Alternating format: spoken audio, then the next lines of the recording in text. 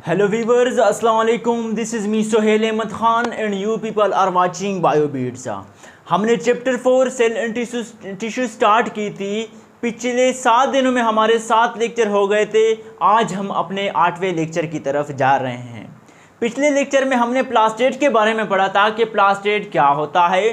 फिर उसके बाद प्लास्टेट के मेन टाइप्स जो होते हैं वो पढ़े हमने कि क्लोरोप्लास्ट क्या चीज़ है, क्रोमोप्लास्ट क्या चीज़ है और लीकोप्लास्ट क्या चीज़ है। आज जो हमारा वो टॉपिक है वो एक इंतहाई इम्पॉर्टेंट टॉपिक है एग्ज़ाम पॉइंट ऑफ व्यू से। वो है हमारे पास न्यूक्लियस, कि न्यूक्लियस क्या चीज़ होती है। उसके बाद हम ये देखेंगे कि न्यूक्लियस का स्ट्रक्चर कैसा होता है और लास्ट में हम जो डिफरेंट कंपोनेंट्स है ऑफ न्यूक्लियस के, जैसे का न्यूक्लियर मेम्ब्रेन हो गया, उसके साथ न्यूक्लियोलस हो गया, क्रोमोसोम हो गया, वो पढ़ेंगे। तो आइए चलते हैं अपने टॉपिक न्यूक्लियस की तरफ। कुछ पॉइंट से पहले वो नोट करते हैं, उसके बाद स्ट्रक्चर और बाकी वगैरह देखते हैं। तो पहले न्यूक्लियस जो है हमारे पास ये क्या है, डबल मेम्ब्रेन बाउंडेड ऑर्गेनेली है।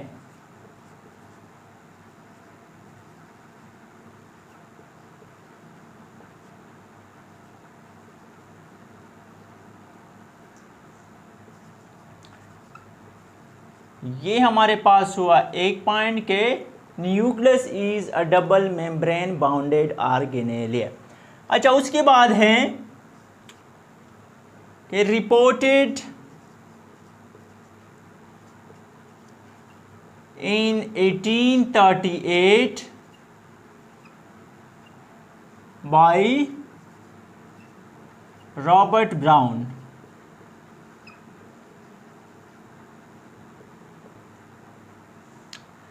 फिर उसके बाद न्यूक्लियस का डायमीटर कितना होता है, डायमीटर जो होता है न्यूक्लियस का वो होता है 10 माइक्रोमीटर। न्यूक्लियस के शेप कैसा होता है, हैविंग स्फेरिकल और इरेगुलर शेप।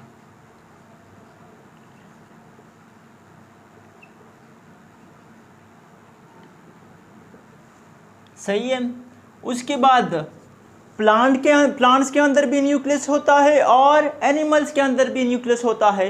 तो अब ये देखते हैं कि एनिमल की पोजीशन कौन सी होती है, एनिमल में कौन सी पोजीशन पे होती है न्यूक्लियस और प्लांट में कहाँ पे होती है।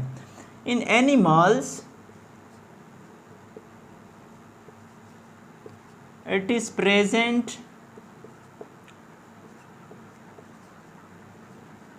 इन centre due to small vacuoles.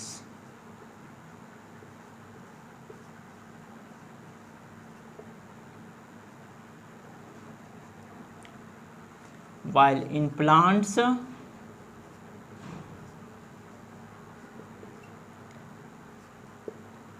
it is present in peripheral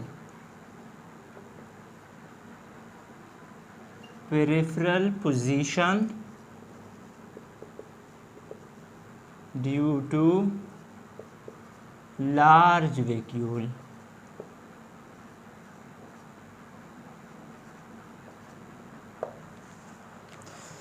ये पॉइंट्स है कि पहले कहते हैं कि न्यूक्लियस जो है हमारे पास ये डबल मेम्ब्रेन बाउंडेड ऑर्गेनेली है।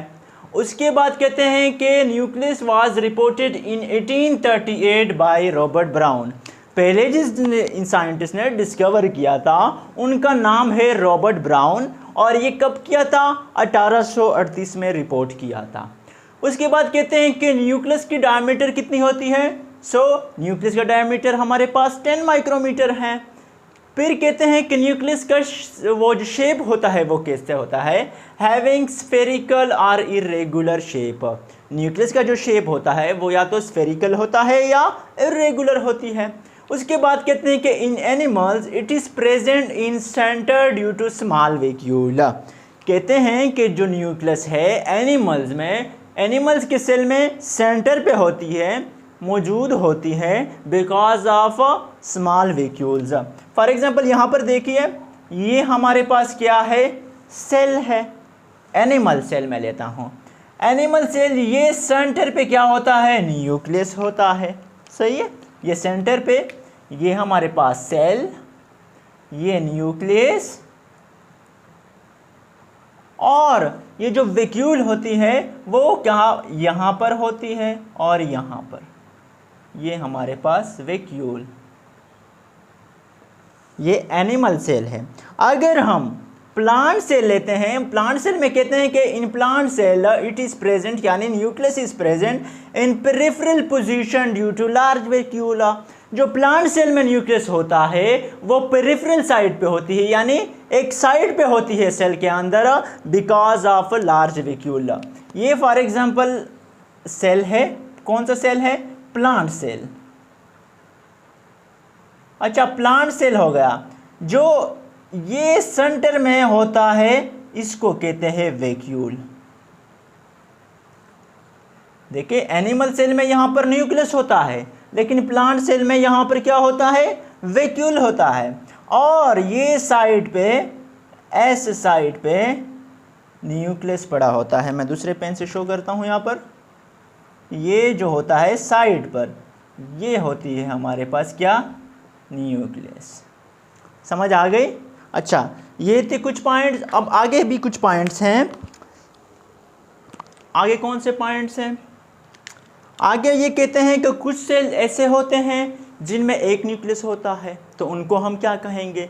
कुछ सेल के पास दो न्यूक्लियस होते हैं, उनको क्या कहेंगे। और कुछ सेल ऐसे भी होते हैं जिसमें कई न्यूक्लियस होते हैं, सो उनको क्या कहते हैं, और वो कौन कौन से सेल्स हैं। सो आइए चलते हैं उनकी तरफ। कुछ सेल ऐसे होते हैं, some cells having single nucleus,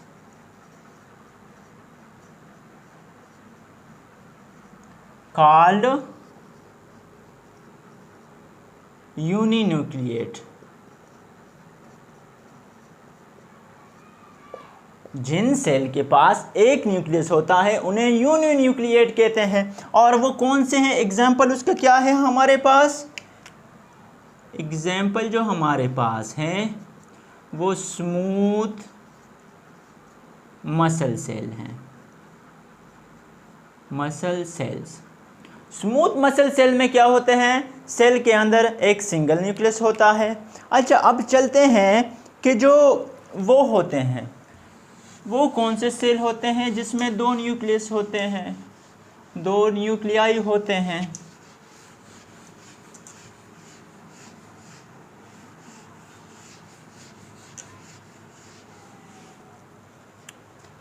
अच्छा, कुछ सेल ऐसे होते हैं, सम सेल्स हैविंग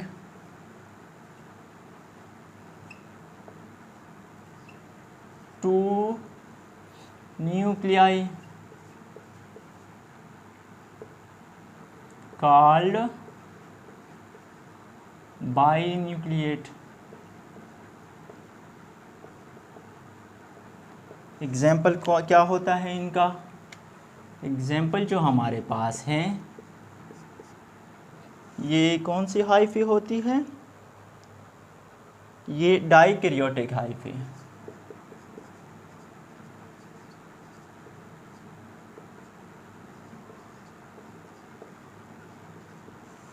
और कुछ सेल ऐसे होते हैं, some cells having many nuclei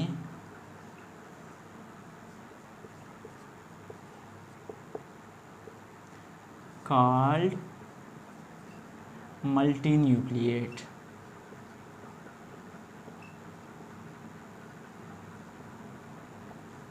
example इनका क्या होता है, कौन से सेल होते हैं, एग्जाम्पल स्केलेटल मसल सेल।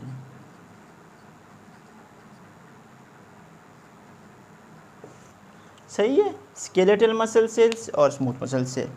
देखें, हमने ये पढ़ा कि कुछ सेल होते हैं जिनके पास एक न्यूक्लियस होता है, उन्हें कहते हैं हम यूनिन्यूक्लिएट। और वो सेल कौन से होते हैं, स्मूथ मसल सेल होते हैं। दूसरा हमने ये पढ़ा कि यार कुछ सेल ऐसे भी होते हैं जिनके पास 2 न्यूक्लियस होते हैं, उनको हम बाई न्यूक्लिएट कहते हैं। और वो सेल्स कौन से होते हैं हमारे पास, जो यूकेरियोटिक हाइफी होती है। थर्ड हमने ये पढ़ा कि कुछ सेल्स ऐसे भी होते हैं जिनमें कई न्यूक्लियाई होते हैं, यानी मैनी न्यूक्लियाई होते हैं, उनको हम कहते हैं मल्टी न्यूक्लिएट। और वो कौन से सेल होते हैं, एग्जाम्पल है हमारे पास स्केलेटल मसल सेल। तो आइए अब चलते हैं न्यूक्लियस के स्ट्रक्चर की तरफ कि न्यूक्लियस का स्ट्रक्चर कैसे होता है।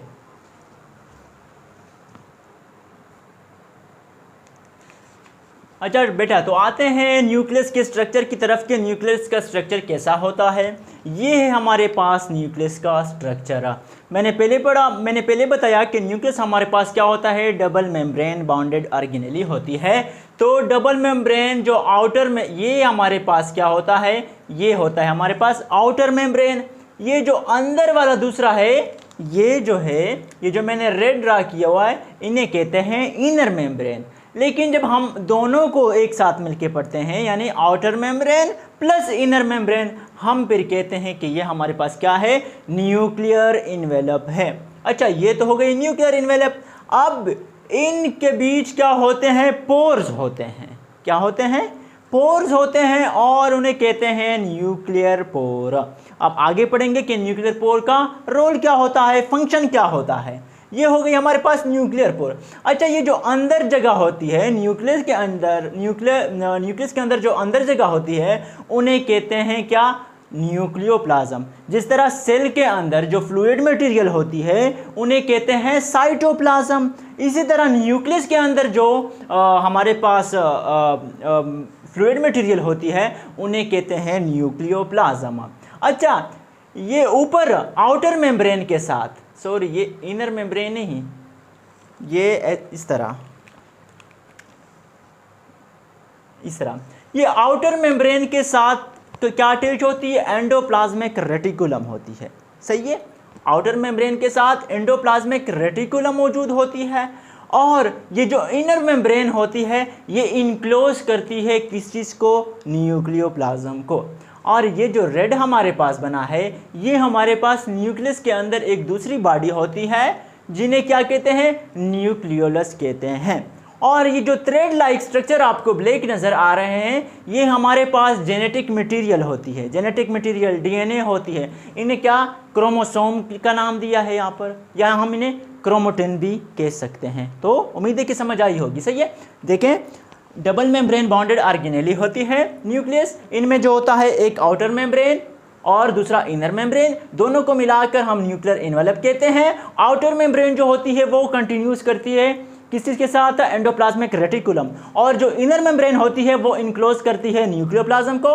उसके बाद होते हैं यहाँ पे न्यूक्लियर पोर। न्यूक्लियर पोर के बाद आते हैं न्यूक्लियस के अंदर जो फ्लूइड होती है, उन्हें कहते हैं न्यूक्लियोप्लाज्म। और यहाँ पर जो रेड आपको नजर आ रहा है, ये हमारे पास न्यूक्लियोलस। और जो जेनेटिक मटेरियल होती है, जो थ्रेड लाइक स्ट्रक्चर होती हैं, उन्हें क्रोमोसोम या क्रोमोटिन कहते हैं। तो ये थी हमारे पास स्ट्रक्चर। अब न्यूक्लियस के अंदर डिफरेंट कंपोनेंट्स होते हैं, 3 मेन कंपोनेंट्स होते हैं।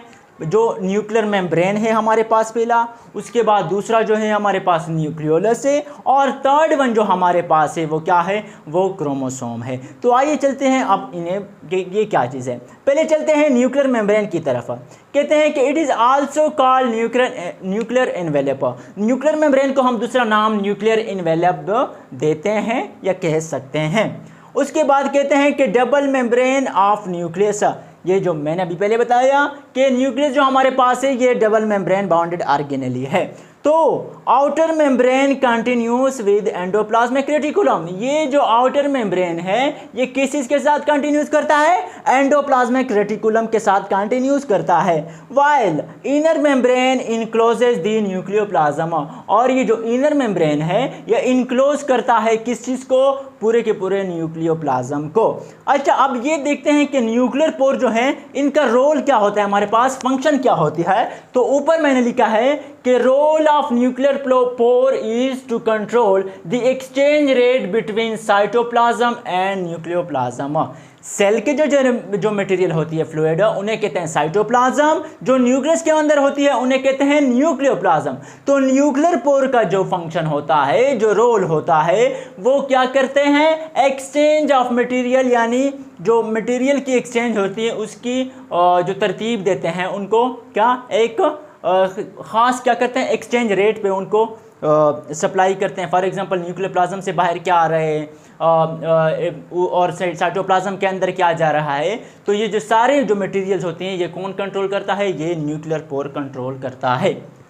उसके बाद दूसरा कंपोनेंट हमारे पास न्यूक्लियोलस है। न्यूक्लियोलस क्या चीज़ है, it is a darkly stained body. ये हमारे पास न्यूक्लियस के अंदर होती है और ये क्या होती है, एक डार्कली स्टेन्ड बॉडी होती है। It is without membrane bounded present with in the nucleus. Nucleolus के ऊपर कोई मेम्ब्रेन नहीं होती, सही है।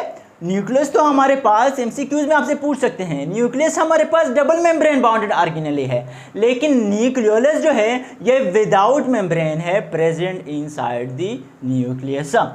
उसके बाद कहते हैं कि nucleolus role is synthesis of ribosomal RNA. जो न्यूक्लियोलस का फंक्शन होता है, जो काम करता है, वो क्या करते हैं, वो राइबोसोमल आरएनए की सिंथेसिस करता है, यानी राइबोसोमल आरएनए को वो क्या करते हैं, बनाते हैं।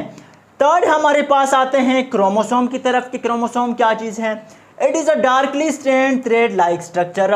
ये जो आप लोग को ब्लैक थ्रेड लाइक स्ट्रक्चर नज़र आ रहे हैं, ये हमारे पास क्या है, ये क्रोमोसोम्स हैं।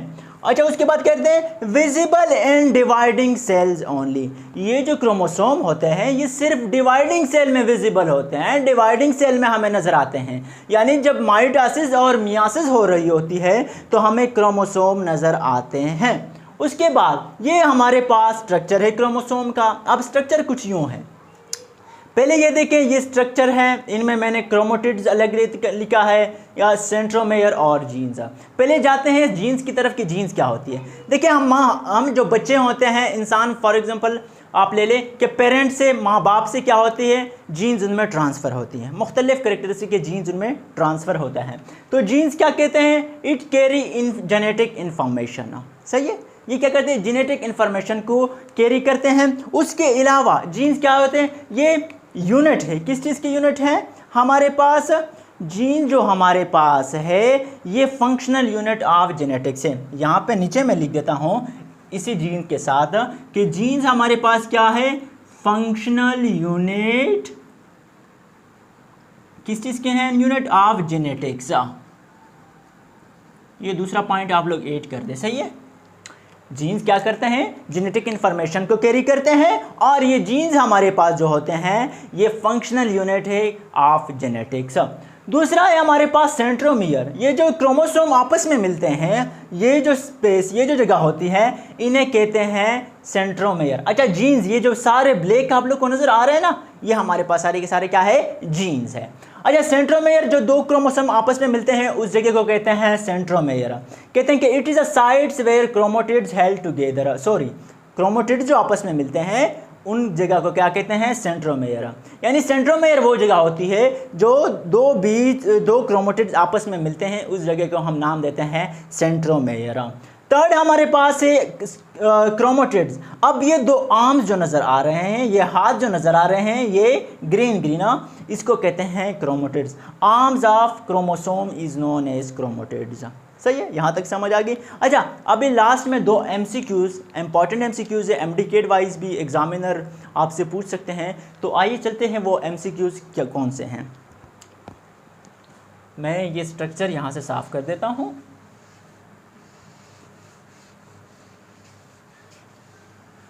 एमसीक्यू हमारे पास क्या है। अच्छा, पहला एमसीक्यू है हमारे पास, पहला एमसीक्यू है क्रोमोसोम इज कंपोज्ड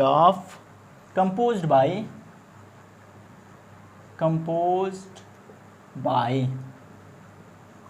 सही है, किस चीज़ से कंपोज होता है क्रोमोसोम, कि chromosome is composed bye DNA and protein. सही है, और प्रोटीन कौन सी प्रोटीन होती है हमारे पास, हिस्टोन प्रोटीन से बने होते हैं। ये एक MCQs हो गई। दूसरा जो हमारे पास MCQ है, ये एक, ये दूसरा, कि क्या है हमारे पास, अच्छा, factory of ribosomes is known as, ये देखो बेटा, पहले MCQs में पूछते हैं कि हम क्रोमोसोम जो होता है ये किस चीज़ से बना होता है, तो आपने याद रखना है कि क्रोमोसोम DNA और प्रोटीन से बना होता है। कौन से प्रोटीन के साथ से बना होता है? हिस्टोन प्रोटीन से बना होता है। दूसरा जो MCQs है, कहते हैं कि factory of ribosomes is known as, कौन बनाता है फैक्ट्री ऑफ राइबोसोम? न्यूक्लियोलस। सही है। आपसे ये पूछ सकते हैं MCQs में कि जो फैक्ट्री ऑफ राइबोसोम्स हैं ये कौन बनाते हैं, ये कौन से है, तो आप न्यूक्लियस का ऑप्शन भी दिया होगा, आपको इनर मेम्ब्रेन का दिया होगा, आपको क्रोमोसोम का दिया होगा, तो आपने क्या न्यूक्लियोलस को क्या करना है? टिक करना है। तो ये था हमारा आज का लेक्चर। इंशाल्लाह नेक्स्ट लेक्चर में कल मिलेंगे। वीडियो अगर आप लोग को अच्छी लगी हो तो लाइक कर दे, चैनल को सब्सक्राइब कर दे और बेल आइकन को प्रेस करें ताकि आने वाली वीडियोस आप लोगों तक ईज़िली पहुंच सके। तब तक के लिए आप लोग हंसते रहिए, मुस्कुराते रहिए और मुझे अपने दुआओं में याद करते रहिए। अल्लाह हाफ़िज़।